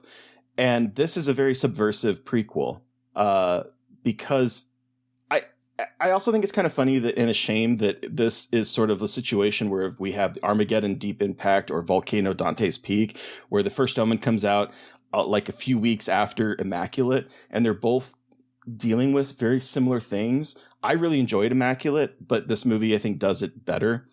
Yeah, we had that conversation. We saw Immaculate together. We were like, what is the hubbub about? Well, the thing is that we saw it together, but I hadn't seen First Omen when I saw right. You hadn't. Oh, that's right. Yeah. Okay, I forgot about that. But for my money, again, I do think, having seen both now, First Omen did things perfectly. Aside from the ending scene, I wish that was exercise from the film. I would have loved to have not had the final scene. It felt a little bit kind of like notes of trying to spawn another franchise. Yeah. I know what you mean. But I love this movie. I love what it was doing. I loved how subversive it was. So this was my number 6, and apparently your number 5. So take it off, Mary. Yeah, my number 5. I mean, like, everything you said, plus this is, I think, to me, I can make an argument that it's also a kind of rape revenge movie, especially at the end, because this movie is directly confronting the predatory nature of the church and talking and like very directly talking about rape and sexual assault as like a huge part of where the church is able to derive its power. I mean, there's a fucking CGI jackal dick in it at one point, and this movie is so unafraid of talking about that stuff and of confronting it. And, you know, Immaculate came out like around the same time, but then also Apartment 7A came out later this year. And I think, unfortunately, that got overshadowed by The First Omen because they're both dealing with very similar things and like doing prequels in really interesting ways that are all about talking about how autonomy has always been like taken away and it's just like expected in these plots, and how these movies, especially The First Omen, really interrogate those plots. Like in The Omen, the wife dies pretty quickly because the kid, and the other woman in it is the like bitch of Satan who is basically his nanny. So, you know, we just get women in these very like kind of expected roles, and this movie really pushes back against what you think of a nun in a movie, how you think of a religious figure in a movie, and rewrites or subverts a lot of tropes and expectations in a way that I think really points out the horror of that, like the horror of good and evil and how it isn't. Like it really does get to the core of what is so scary about religion and the deception of religion. And I know that's not like a new thing in horror. I'm not saying that, but I think this approaches it in a way that isn't really common, and it isn't just like nuns fucking each other because of Satan. You know what I mean? And like, there's nothing wrong with that. I know that there is a place for nunsploitation, but this is not that movie. And I think they just, Arkasha Stevenson and her writing part and her, I think it's her partner, like the way they tackle the subject matter is so refreshing. And it's also, again, another really, you know, kind of uplifting sign about what studios are supporting and what kind of vision studios are supporting, even if it's a reboot, like a requel, prequel, whatever the fuck. Like, it's encouraging to see the visions that they have for that, like the visions and like the ideas they're willing to listen to. So if we're going to keep doing this like IP thing, at least studios are like game to try new stuff and are seeing the value of trying new things rather than just following in the footsteps of what came right before. They're finally taking fans seriously. I mean, like, oh, you guys are smart. We don't need to like hold your hand. It's like, yeah. Uh-huh. Welcome to 2025. Welcome to prime time, bitch. Welcome to prime time, bitch. But yeah, so First Omen is my number 5. If you had told me last year that First Omen was going to be in my like top movies of 2024, I would have laughed in your fucking face. Yeah, same. So, neat. Happy to be proven wrong. Yep. You know what? Love it. 10 out of 10. What about your number 5? What is your number 5? So my number 5, to be perfectly honest, is a movie that I simply watched because we were going to chat with the filmmaker for the podcast. On paper, it sounded a bit dry. You had seen it and really enjoyed it, but I thought the execution was anything but. My number 5 is Red Rooms. And it's my number 4! I was wondering if this was going to start happening. Yeah. Red Rooms is a movie that I thought about for many weeks after watching it. The star is Juliet Garapi? Garapi? I don't fucking know. I'm sorry if it's wrong. I don't either. I tried. I think when we talked with Pascal, I said that she reminds me of a shark in human skin. I think he was saying that his point of view was that she was a lizard, but kind of regardless of the metaphor. Yeah. I think they're both incredibly apt because she is unknowable. And what I found so fascinating and frustrating in a complimentary way was trying to figure out her motives and whether we were watching a burgeoning criminal mastermind, a deeply disturbed groupie, or something more fascinating and more complex than that. And I think what I loved about it is that by centering the narrative on Juliet's Kellyanne instead of the killer, who is seen mostly in a courtroom and is incredibly passive. In a literal glass box. Yes, in a literal glass box. And he sits there. I don't think he speaks a single word in this movie. from what I remember. And so I love that Pascal is able to sidestep the traditional serial killer story to tell something that's about our obsession with murders, our obsession with murderers, and the sort of way in which they are, for groupies, sexualized and understood in that sort of way. But I think that this movie is also impeccably shot and structured. I do think Juliet's performance is revolutionary. So fucking good. I need so many more people to talk about her for performance, because I interviewed her and she's literally the nicest, bubbliest person. That's what you said. Is just like a incredibly like shining personality. And so it was just so funny to talk to her. She's nothing like that character, which I think just further proves her skills as an actor. And like, just to jump off what you said, I at one point stopped the movie and like went back and was like, did I miss something? Because I don't understand why she's doing this. And I feel like, did I misread a subtitle? And then I realized, oh, this is just the way the movie is. Like, I was like, am I insane? And I was like, oh, this movie is just so incredibly crafted in the way it plays with the unreliable narrator and, hey, this is the character you're supposed to empathize with, but what if we don't give you jack shit about her and you're just kind of alienated from her and you're just like, this is very uncomfortable, weird thing and I don't like it. And he said, haha, live in that forever. And it just like plays with that so well. And it's just the way that he resists showing any violence, I think, is such an awesome choice, not just because, you know, it's cool to see men not exploit female bodies, but he's also just like not giving into our impulses as people to want to see violence against anyone, and our true crime impulses of wanting to see this nasty thing and watch these disturbing narratives. And I think this movie does such a good job about like, hey, are you a little freak? And maybe not necessarily condemning you for being a little freak, but being like, I see you, and maybe you should be careful, little freak. You know what I mean? Like, it's not, I would say, preachy in what it's talking about, but it definitely is like, hey, just think about it. And I appreciate that about the movie and the storytelling and walking that line of like, this is like an anti-hero, not a reliable and like narrator or person to follow, but also you can't look away because she's so intriguing and you don't know how to feel about her. And it's another movie I haven't been able to stop thinking about, like in its construction and how the story is handled. And it's just, yeah, it's gorgeous. It's a gorgeous film. In a lesser writer's hand, this would have been an early aughts fear.com or some kind of like trashy movie that was about getting joys by watching, you know, torture porn, for lack of a better word.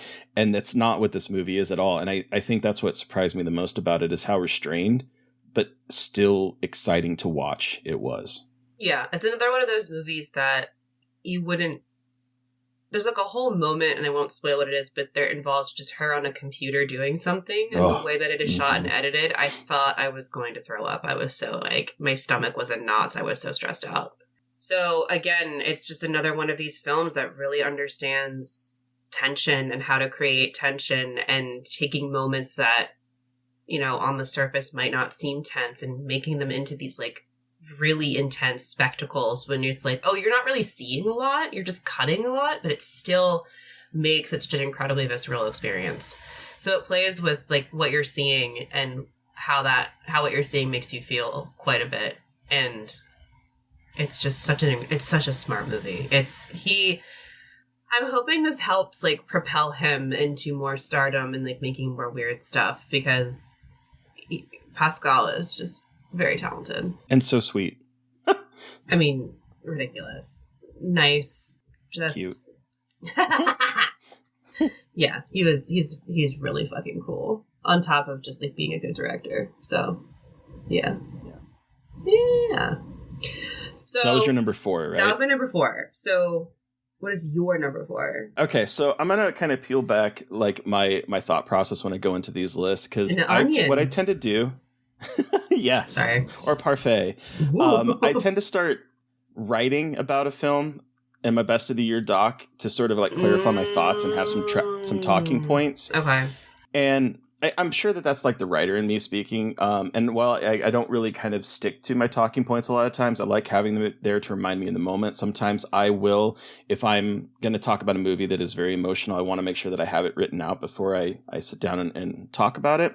Yeah. But I bring this up now because this movie has literally moved 3 spots on my list just because as I started to write my thoughts and started to think about it, I found myself going on and on. Like I wrote a lot about this movie. Well, it could have been almost like a review as I was like getting my thoughts out on paper. Ooh. All of my movies in my top 5 are there mostly because of the themes and how well they tackle them. But this is a movie that's less about what it's saying than kind of how it's saying it. Mm-hmm. I don't think it quite nails what it's attempting to accomplish with its reinterpretation of a horror classic, but Eggers delivers another measured and intriguing period piece with Nosferatu. So the things that I wrote, first of all, I do feel like I'm a crazy person in the middle of all this discourse because everyone is fetishizing on TikTok Count Orlok, who is...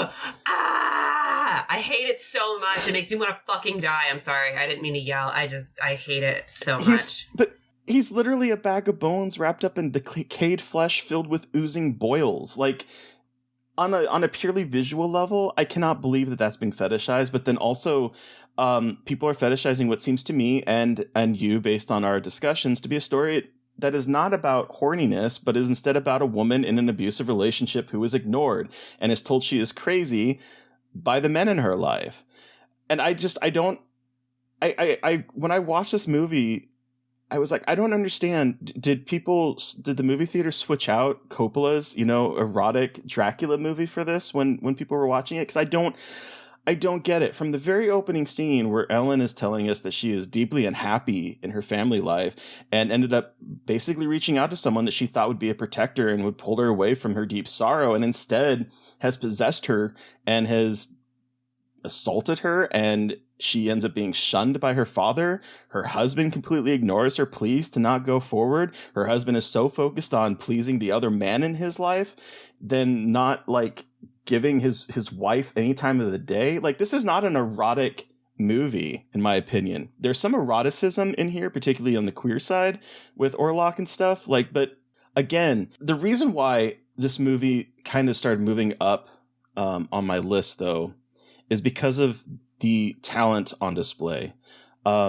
I think Eggers and his company that he, like the people that he surrounds himself with, have really stepped up. I think from a visual perspective, this is their most accomplished film. And yes, I do think that's because of Eggers' directing, but I want to talk about cinematography and editing in particular, because this is the reason why this movie kept moving up on my list. We have cinematographer Jaron Blaschke, who has shot every single one of Eggers' films. And I think together they make a potent visual team. I think that this movie is lush and full of period details. I think it is what I want from a Victorian set Gothic horror story from a visual perspective. But I have to give the biggest praise and why this movie worked for me so well is because of Louise Ford, who has also edited all 4 of his movies, as well as Don't Breathe and Thoroughbreds. But I think the editing in this is so beautiful. What I love is the way in which scenes barely ever end. They just sort of play into another scene, whether that is another scene in the location that they're at or moving across countries to different places. It gives the film an almost dreamlike, nightmarish feeling that is just constantly building. It is like a bad dream that is just constantly getting worse, and there's no release because the scenes never give you any time to breathe. It just moves from one thing to the next, sometimes mid-scenes. My favorite moment is a sequence in which Thomas is trying to escape Count Orlok's castle, and we cut in between him trying to escape and trying to kill Orlok at one point, and then Ellen, who is sleepwalking. But there is a shot where Count Orlok begins to walk through a doorway, and his shadow fills the doorway, and then all of a sudden, we're not following him. We're following Ellen as she is walking. And it's such a disorienting, beautifully edited moment that I'm like, this movie is just pure cinema to watch. On a visual splendor level, this is a gorgeous film. And I loved this movie so much on a visual level that it just kept moving up on my list because the filmmaking on display is so good here. I agree with that. I'm wearing my Nosferatu hat, so, obviously I liked it. I liked it a lot. I especially loved, and I wrote about this for Dread Central, I wrote a piece about this being, about living through abuse and people online. I didn't realize how bad the discourse was until I went on Twitter for the first time and for a while, and people were like, this isn't about abuse. This is about her desire, the personification of her desire. And I'm like, why are we all fighting about all of our interpretations about this vampire movie? I don't understand why we're all fighting about this. There isn't one right way to interpret this movie. It's very frustrating to me. And it's always these whatever. Anyway, that aside, I really did. I think it's too long. I'm sorry. I'm one of those people. I think we spent too much time with the boys. I think that Ellen's story was so much more interesting and such the focal point of the movie. And I understand wanting to follow, the format of the original one and doing, making it this your own and making it feel very sprawling. I think the Ellen stuff was much more compelling than the stuff with Nicholas Hoult, but it definitely is such a beautiful film and so well acted. And, I was glad to see it before the end of the year, but it did not crack my top 10. I didn't think it did. So that's my number 4. What, man, we're in the top 3 now. What's your number 3? My number 3 is a film I almost forgot came out this year because I saw it in 2023, but this is a movie that had a really big, profound effect on me when I saw it, and I want to get a tattoo from it. This is Robert Morgan's Stop Motion that came out on Shudder this year. I saw this movie at Fantastic Fest, and when I saw it, I was blown away because this is a story about and she's played by Aisling Franciosi. I'm so sorry. She was in The Nightingale. But she plays a stop-motion animator who, after her mother dies, kind of spirals out. She's trying to figure out how to set herself apart from her mother, who was very famous. And in her attempts to kind of figure out who she is as an artist, she spirals into chaos. And it's this really interesting melding of live action and stop-motion photography.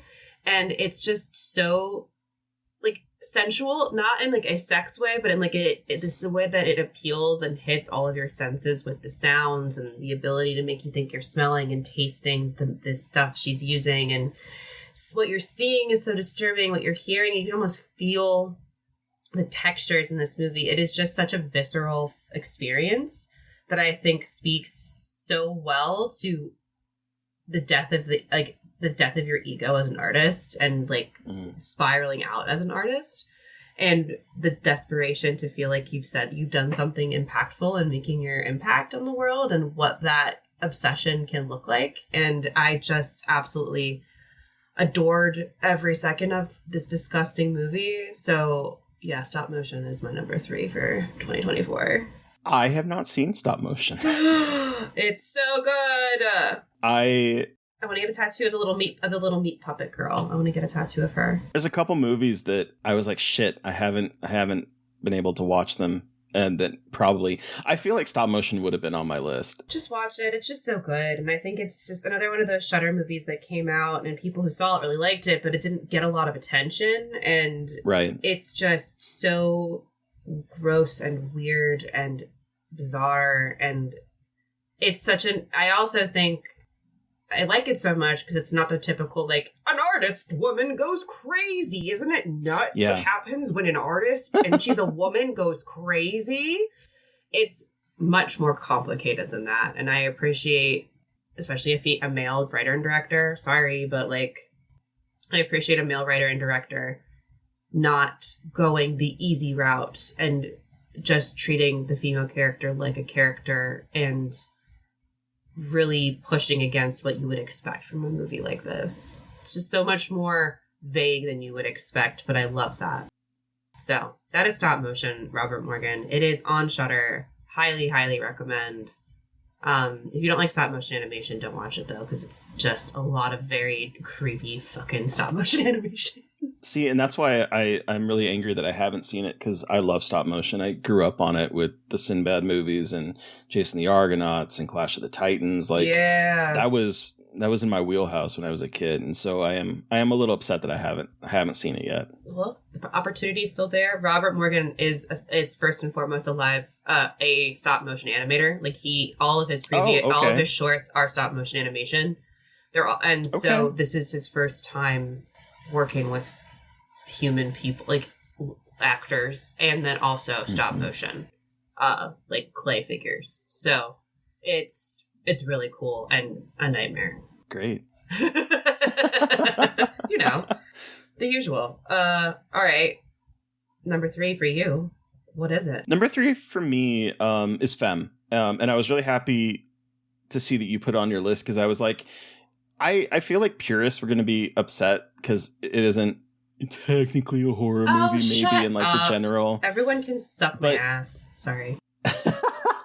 But I will say that this movie is pure horror for a lot of gay men in particular. This movie made me very uncomfortable, but incredibly like titillated, I would say. When I talked about it first on Little Cuts, I believe I said that it reminded me of kind of Carter Smith's All the Dead Boys films and photography, because it's grimy, it's tense, but it's also incredibly sexual. And to be honest, for some people, kind of fantasy fulfillment. Did you see his photos, Carter's photos of Tom Holland that he did? I sure as fuck did. Good Lord. Anyway, sorry, I just had to. I know, like I posted on. I was like, oh my God, this is as gay as Tom Holland's photography is gonna get, and I love it. Yeah, no, it's funny because I literally posted on Blue Sky like a day or two ago. Oh, I didn't even see that. Sorry. How everyone's going goo-goo over Tom Holland's, and I was like, this is Carter Smith, so check out All the Dead Boys. But yeah, no, this movie plays. What I love about it is so distinctly a gay man's sexual nightmare, but also maybe fantasy, because it plays with the idea of dom sub kink relationships in a way that Baby Girl could only imagine, to be perfectly honest. As much as I enjoyed Baby Girl, this is like hold my beer. Hold my beer. But I think what it does really well is it heightens the tension by putting us in the shoes of a black, queer, femme-presenting man who finds himself both repulsed and aroused by a chav that is like a closeted, gay-bashing man who is seen at a sauna afterwards, and then there's like a relationship that forms. And what I love about it is that it plays with gender and homophobia, and you're never quite sure throughout most of the movie whether Jules is out for revenge or if he's kind of getting off on this line that would be in an All the Dead Boys Carter Smith movie or kind of photo shoot, where it's like, is it getting off on that line between horror and sex? Because that tension pervades Preston's kind of fake masculine presenting outside, and the fact that we have a movie in which the idea of who's in charge and who's not in charge of the relationship and the sex changes as the movie goes on. I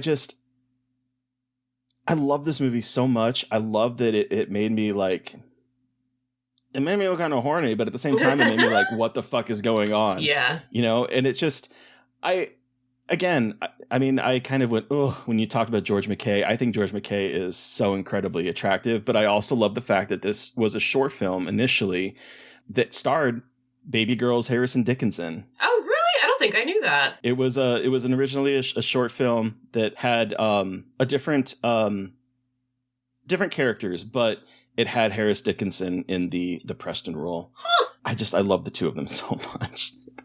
But yeah, no, I think this movie is great, and I think regardless of the intentions of Jules, the ending is so heartbreaking in a way, and so tragic. And it does not. What I love about this film is it does not give any easy answers, and it doesn't put like a judgment on any kind of answers. It's like this is the outcome. Live with that ickiness.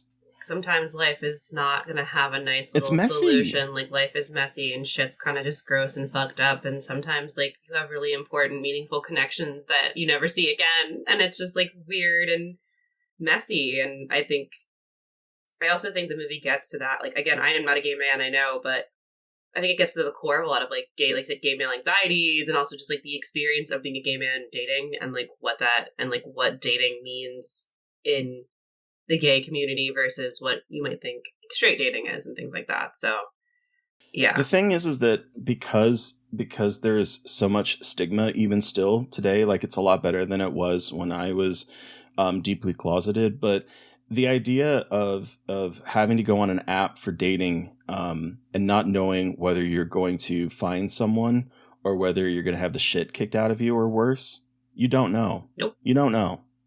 Nope. And I think this movie understands that and plays with it in very interesting and complex ways. Yeah, 100%. Everyone watch Femme, please. Thank you. Bye. Please. All right. The last two. Let's talk about your number two, Mary Beth. Number two is a movie that really scared the absolute shit out of me this year. It is a movie that I watched in the dark and jumped so hard I almost hurt myself. This is Damien McCarthy's Oddity. It's the number two movie of the year for me. I mean, if you've seen it, you understand. McCarthy made it such an incredible movie with caveat and had some really good moments, and he basically takes that tension and ramps it up to a ridiculous amount with Oddity. And he creates these worlds that you're just kind of dropped into, and you have to either piece together the details or just like let the vibes wash over you. And I think once you're able to kind of surrender to that, you're in for a really fucking creepy ghost story. He is so good at making creepy, effective ghost stories that are chilling and actually scary, and they craft incredible jump scares and really play with tension, and it's just, I haven't been that, this was a good year for movies that scared me. Like Longlegs scared me, Oddity scared me, and it was just a good year for filmmakers to really show off how they can still make a scary movie. And I just really enjoyed everything about McCarthy's writing here, and our Carolyn Bracken, who plays Darcy, the blind psychic medium character, and I want to know so much more about her character. Yeah. And it's such a simple setting, and it's almost entirely in one room, and yet it's just so effective in the simplicity of its scares, and I just absolutely adored this film this year. So, and we talked to him this year on the podcast, so. We sure did. Yeah. So that's Oddity. Yeah, it was on my list. It didn't make it into my top 10. But I did really enjoy it, and it definitely is one of the most unsettling movies I've saw this year. Yeah. I think it is really incredibly well done. I love what he does with Caveat. There's a scene in Caveat that just absolutely terrified me. There's a couple scenes in here. I love the opening sequence of this movie. Yes. It's so good. So good. Yeah. No, I this was a great one. Yeah. So I'm glad it was on your list. Yeah. I kind of thought it might be. Mm-hmm. Yeah. It is good. It's good. All right. Number two. What about you? So when I saw this back in September, I was like, this is my top film of the year. I was like, this is going to be it. And it remained one of my favorite genre films, but it was also one of my favorite movies, genre agnostic, of 2024. My number two is The Substance. I love it for the same reason I loved Revenge. I don't think The Substance says anything new about the ways in which women's bodies are commodified, used, exploited, kicked to the curb when they aren't quote unquote fuckable anymore. Like, there's nothing that's not new. There's plenty of movies that say that, but I also think The Revenge didn't really say anything from a narrative perspective new about sexual assault. That said, what I think Corley excels in is taking that well-trod, very male-driven subgenre and infuse it with so much color, life, crowd-rising moments of pathos.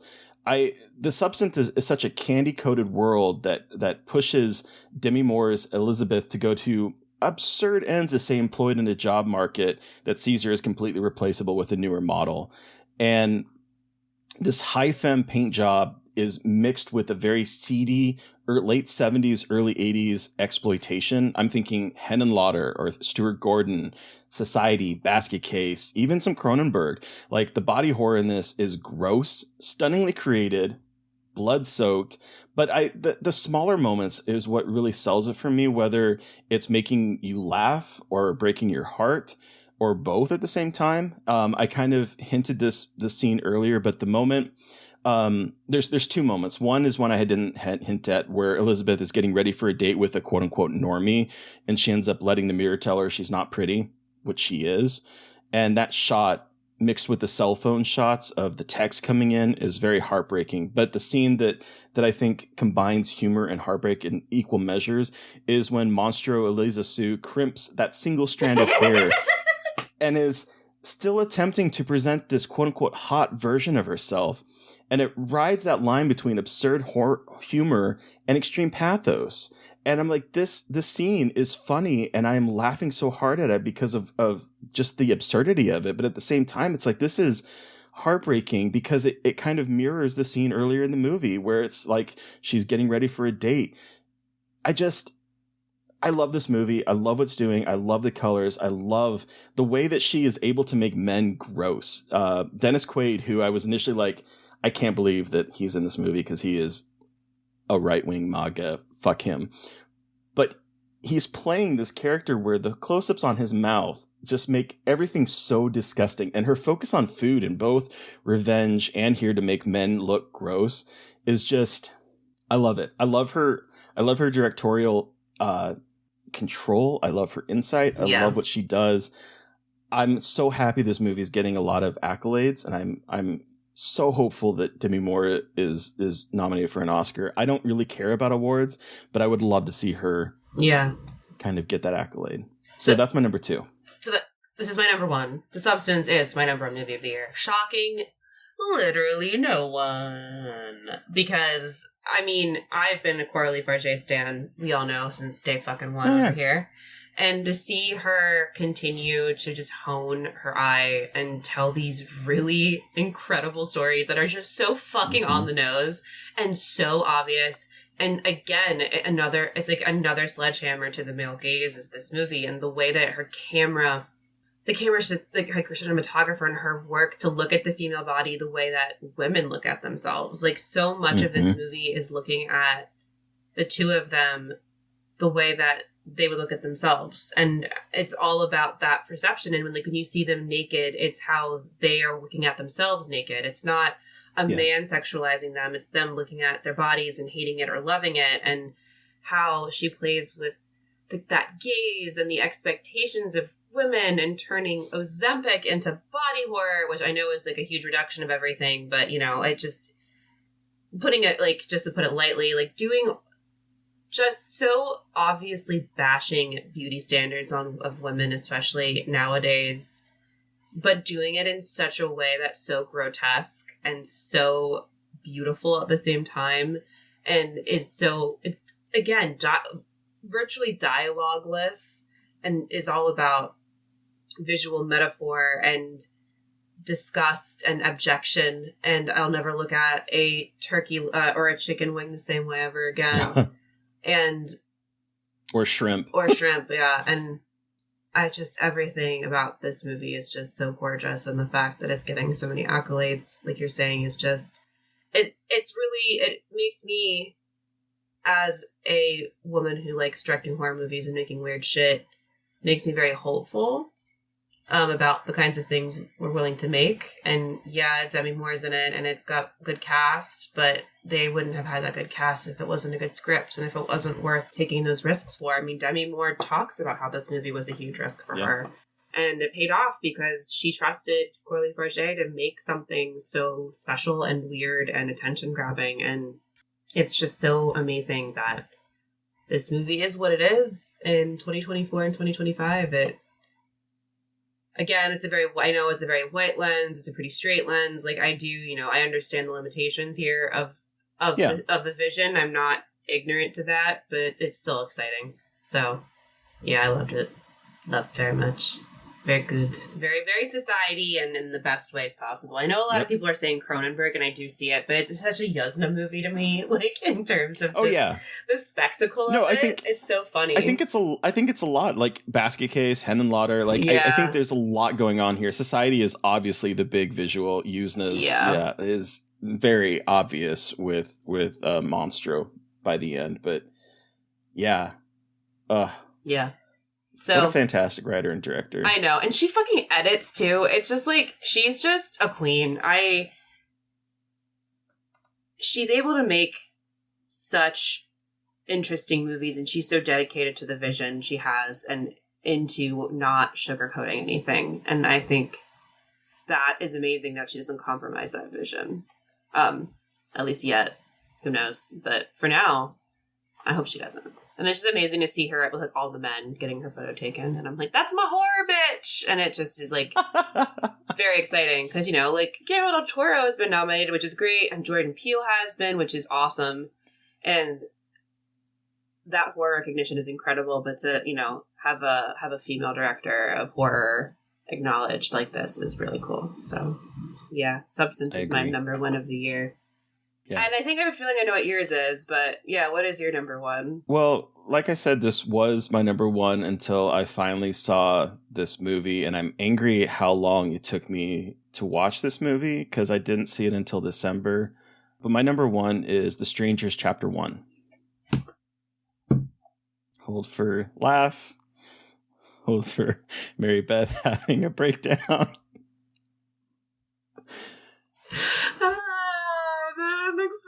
I just didn't expect a clowning. Oh my god, I didn't expect a clowning like that. Oh, that was incredible. I couldn't even make sounds. Wow. That got me. That truly got me. Thank you for that. Wow. You're welcome. No, my favorite is I saw the TV glow. You didn't see that until December? No, I didn't see it until December. I don't think I realized you hadn't seen it until recently. Yeah. So obviously I went into this knowing, you know, it's a trans metaphor. It's a metaphor for transness. It's a metaphor for that type of storytelling. And I went in expecting that, but I didn't expect what I think is so great about art is the way in which people can react to it in different ways. And so while I honestly, yes, I was sitting through this, I didn't write anything for this movie, so this is very off the cuff. The first half of this movie, I was like, okay, I know this is an allegory for transness. I know that there's something here, but I'm not seeing it. I'm like, what am I missing? And then there's a moment in this movie in which Justice Smith Owens and is being led across one of the most masculine places in high school, the football field, by Maddie, and they stop at the 50-yard line, and she wants him to go with her, and he doesn't. And I was like, okay, I see where the trans allegory is with this, but also as someone that was deeply closeted for many years and almost could have been married to a woman at one point. This moment just like broke me. Yeah. So this movie meant a whole lot to me in ways that I was not expecting it to be. And it is deeply depressing, deeply heartbreaking. Yeah. It was my favorite movie of the year. Yeah. Who made Terry cry? I should have wrote something. I should have wrote something down. No, but it's. I mean, it's not on my top 10, but it's a movie that has this, and I think Schoenbrunn did this with World's Fair too. It's their ability to capture an undescribable feeling of loneliness. Yeah, and they just like epitomize what it feels and looks like to feel alone because of very specific things. And that visual representation of loneliness is so hard because it's so, you don't ever think about it. You think about it in abstracts. You don't think about, what it looks like or what it like sounds like. And in their movies though, they really do just like figure that out. And it's really disarming. And then on top of that, they're talking about loneliness you feel as a queer person, and it's just so raw that it's like hard to look at. You know what I mean? It's like looking at the sun a little bit. I wanted to turn off the movie. Oh, I'm not gonna lie. Really? Yeah, at that moment, from there into the end, like it was like I got sucker punched, and I was like, "Oh, I see what they're doing here." Yeah, and I was just bawling the entire rest of the movie. Like it was not a pleasant watch for me, and I don't think I'll ever watch this movie again. Because I really did. I was like halfway through, I'm like, "Fuck you, Jane. I'm turning this movie off." But yeah, it's, and I think like. So many people have these weird reactions to it because they've never, like, this is a movie Jane is making for people who have had these experiences. It's not meant to be, like, some great unifier of, like, with straight audiences or cis people. You know what I mean? Like, it's just so, it's so queer and, like, so gay and so much about that experience that if you don't get it, then you weren't supposed to get it. Like, you're not gonna get it because you haven't experienced, like, these incredibly emotionally exhausting, terrifying moments as a person. And it's incredible to see how Schoenbrunn is able to translate that to screen. It's incredibly impressive. It's like magic, kind of. But yeah. Oh, I love you. Yeah, boy, that movie, man, kick to the nuts. Yeah, it sneaks up on you, too. You're like, wait a second. Yeah, like I said, the first half of the movie, I'm like, I know that this is a trans allegory and this is a very queer movie, but I'm not getting it. And then it was that moment, it was like, oh fuck. Yeah. Wow. So that's my number one Yay! of the year. We did it! Our top 20, we sure 20 did. words.